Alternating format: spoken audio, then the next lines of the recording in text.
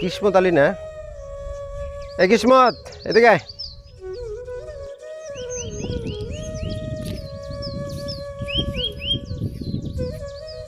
জি মাতবর সাহেব বলুন। এই কি বলবো তুই জানিস না? এই গরিবের বাচ্চা, তোর বোনের বিয়ের সময় যে 1 লক্ষ টাকা নিলি সেটা কি ভুলে গেছিস? হ্যাঁ জি না মাতবর সাহেব, ভুলে যাইনি। তাহলে 3 মাসের টাকা বাকি পড়লো কেন? আর আমাকে দেখলে পালিয়ে ফেলে বেড়াস কেন? আসলে মাতবর সাহেব। চুপ! তোদের মতো গরিবের বাচ্চা আমার ভালো করে চেনা আছে। সামনে হুজুর হুজুর আর পিছনে গেলে গালাগালি করিস। আসলে মাতবর সাহেব। এ থাম, তোর এত কথা শোনার আমার সময় নাই। কালকের মধ্যে 3 মাসের লাভের টাকা, আসল টাকা সহ আমার বাড়িতে দিয়ে আসবি। আর যদি না দেস তোর এমন অবস্থা করবো তুই কল্পনাও করতে পারবি না। আব্বা আব্বা গো, আব্বা গো, আব্বা আমি সাইকেল চালাতে পড়ে গেছি আব্বা। হ্যাঁ, সাইকেল চালাতে পড়ে গেছি আব্বা। সাইকেল চালানো শিখোস নাই আর সাইকেল চালাবার গেছস? গাধা কোথাকার? হ্যাঁ আব্বা কি করবো, আমি চালা শিখতেছি আব্বা। সাইকেল চালাতে গেছস, সাইকেল চালাটা ভালো করে শিখোস নাই? হ্যাঁ, আরে গর্ধব, তাকায় দেখছিলি সাইকেলের চাকায় তো হাওয়াই নাই, তুই সাইকেল আব্বা চালাতে গেছস? আব্বা তাই তো দেখি আব্বা, সাইকেলে তো হাওয়া নাই আব্বা।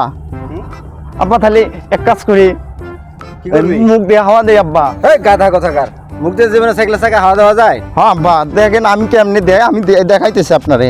এই যে এটা ফুইলা, এই যে এইভাবে মুখ দিয়ে ফুঁকে ফুঁকে ফুঁকে এরকম করে হাওয়া দেয়। আসলে তুই গাধা, তুই মানুষ হলি না। আমার মান সম্মান তুই শেষ করে ফেলাইলি। তুই গাধা গাধাই থেকে গেলি। আব্বা আমার মাথায় একটা বুদ্ধি আসছে আব্বা, আমার একটা বিয়ে করাই দেন আব্বা। আমি শুনছি যারা হাবা গোবা বোকা, ঠিক আছে, তাদেরকে বিয়ে করাই দিলে তারা চালাক হয়ে যায় আব্বা। তাহলে আমার একটা বিয়ে করাই দেন, তাহলে অনেকগুলো টাকা পাবো, আমিও চালাক হয়ে যাবো আব্বা। কথাটা মন্দ বলস নাই। বিয়ে করা দিলে তো অনেকগুলো টাকা পাবো না? আচ্ছা ঠিক আছে, যা, বিষয়টা আমি দেখবো, চিন্তা করে দেখবো পরে। কেরা কল দিছে তো? আব্বা বড় ভাইয়া ফোন দিছে আব্বা। দে আমার দে। কথা কোন আব্বা? ওয়ালাইকুম আসসালাম। বাবা তুমি কেমন আছো? ও আচ্ছা আচ্ছা, ছুটি পাও নাই আব্বু? ও বেতন টেতন পাও নাই? ও টাকা টুকা পাঠাই দিতে, কুরবানি গরু কিনা লাগবো না? ও আচ্ছা আচ্ছা, কালকে তাহলে টাকা পাঠাই দিও, আর ছুটি হলে সাথে সাথে বাড়িতে চলে আসো। আচ্ছা আচ্ছা আচ্ছা ঠিক আছে।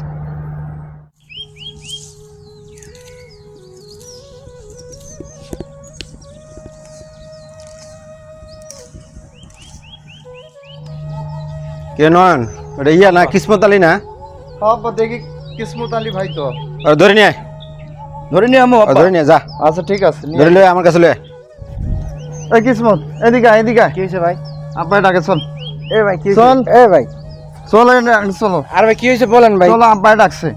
কি লাগে? ডাকছে চলো। আরে গাছের লোকে বান, ওর গাছের লোকে বান, আমি দেখতেছি। বান। এই এদিকে আয়, এদিকে আয়। এখানে খাড়া, এক পাও নড়বি না, এখানে স্থির থাকবি। আজকে তোরে বাইন্ধে রাখবি।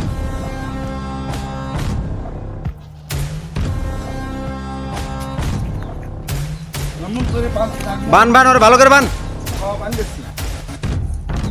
মুরাদে বান।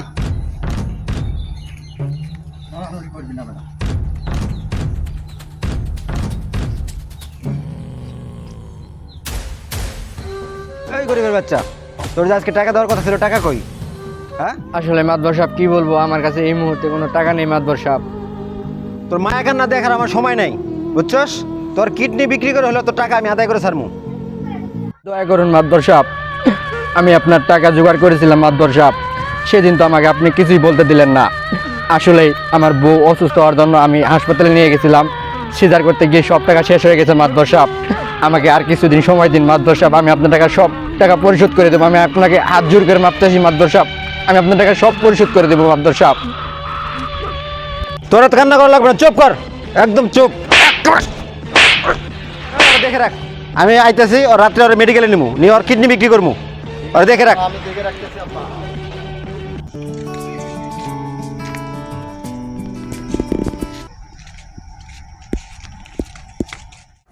আরে নয়ন, এখানে কি করছিস? আরে ছেলেটাকে এভাবে গাছের সঙ্গে কে বেঁধে রাখছে? আব্বা না আমি। এই এমন আমতা আমতা করছিস কেন? আর আব্বা আব্বা করছিস কেন? আব্বা কি বেঁধে রাখছে নাকি? হ্যাঁ ভাইয়া, আব্বা বেঁধে রাখছে ভাইয়া।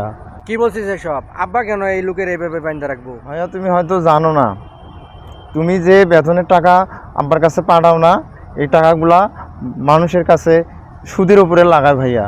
আর যখন ওই মানুষগুলা দিতে পারে না, তখন আব্বা এরকম অনেক জুলুম অত্যাচার করে, গাছে বাইন্ধে রাখে। ভাইয়া তুমি হয়তো জানো না আরও একটা কথা, তুমি যে টাকা পাঠাইছো এই টাকা দিয়ে যে কুরবানির গরু কেনা হয়েছে না, আমরা গরু কিনছি 80,000 টাকা দিয়া। আর আব্বাই আমার বলতে কইছে মানুষের কাছে যে তুই কইবি 1,20,000 টাকা দিয়ে গরু কেনা আছে। এটা কথা হলো ভাইয়া? আচ্ছা তোর সব কথা আমি বুঝতে পারছি, আগে এই লোকটারে এইভাবে বাইন্ধা রাখছস, ওই লোকটা তো অনেক কষ্ট হইতেছে, আগে এই লোকটারে ছেড়ে দে যা। ঠিক আছে ভাইয়া, আমি ছাড়িয়ে দিতেছি ভাইয়া।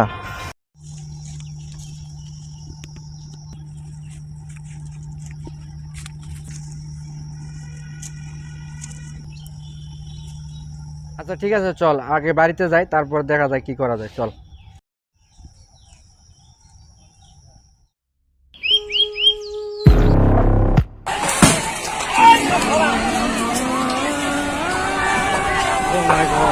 ওরে আল্লাহ রে আল্লাহ, আমার বাড়ি ঘর সব পুড়ে গেল রে। ওরে আল্লাহ রে আল্লাহ, আমার বাড়ি ঘর সব পুড়ে গেল। তোরা কই কোথায় আছিস রে? বাসা বাসা, আমার বাড়ি ঘর সব শেষ হয়ে গেল রে, সব পুড়ে গেল রে, সব পুড়ে গেল, সব শেষ, আমার সব শেষ, আমার সব শেষ।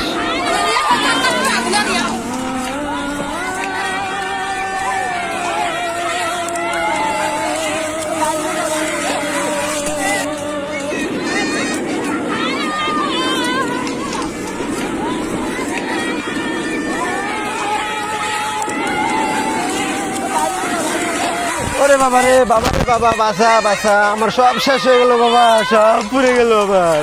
থামো বাবা থামো। আমার সব পুড়ে গেল বাবা। আরে বাবা এসব কি বলছো? তোমার তো কিছুই শেষ হয়নি, শেষ তো হয়েছে আমার। মানে কি বলছিস, কি বলছিস এইসব? আমি কিছুই বুঝি না। হ্যাঁ হ্যাঁ ঠিকই বলছি, ওই আগুনের সাথে সাথে আমার সবকিছু শেষ হয়ে গেছে বাবা।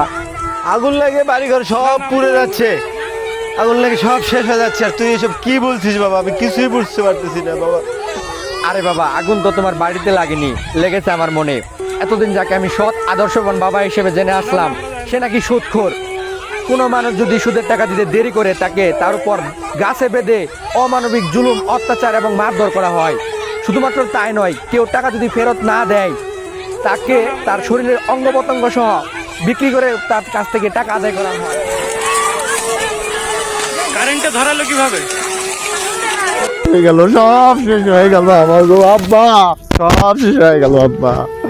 আমার কুরবানি গরু পুড়ে শেষ হয়ে গেছে আব্বা। পাপ তোমাকে ঘিরে ফেলেছে বাবা, শুধুমাত্র বাড়ি পোড়া কেন, এর থেকেও ভয়ঙ্কর ক্ষতি হওয়ার দরকার ছিল তোমার। আমার কষ্ট করে ইনকাম করা হালাল টাকাকে তুমি সুদের উপর ব্যবসা করে খাটিয়ে সেটাকে হারাম বানিয়ে ফেলেছো বাবা। সেসব গরিব অসহায় মানুষদের উপর তুমি যে জুলুম, যে অত্যাচার করেছো, তাদের অভিশাপ তোমার উপর লেগে গেছে বাবা। একটা কথা মনে রাখবা, পাপ কখনো বাপকেও ছাড়ে না। তুমি হয়তো আমার কথা শুনে অবাক হচ্ছ, হয়তো ভাবতেছো আমি এগুলা কিভাবে জানলাম। আমি বাড়িতে আসার সময় নয়ন আমাকে সবকিছু খুলে বলেছে। তোমাকে এখন আমার বাবা বলে ডাকতেও ঘৃণা লাগছে। আমি আর তোমার সাথে এখানে এক মুহূর্ত থাকবো না, আমি এই মুহূর্তে এখান থেকে চলে যাচ্ছি। তুই যাস না বাবা, দাঁড়া। আমার ভুলটা আমি বুঝতে পারছি, আমি বাবা হয়ে তোর কাছে হাত জোর করছি, আমাকে ক্ষমা করে দে। আমি আর জীবনও সুদের মধ্যে এরকম নিকৃষ্ট কাজ আর করব না, আর মানুষের উপরে জুলুম, অত্যাচার, নির্যাতন কিছুই আর করব না। আচ্ছা বাবা ঠিক আছে, যেহেতু তোমার ভুল বুঝতে পারছো, আর আমার আর কিছু বলার নাই। আমাদের সমাজে হারাম এবং একটি বড় ধরনের পাপ কাজ, যা শাস্তি সৃষ্টিকর্তা এক সময় না এক সময় দিবেই। তাই আসুন আমরা সবাই এ ধরনের পাপ কাজ থেকে বিরত থাকি। ধন্যবাদ সবাইকে।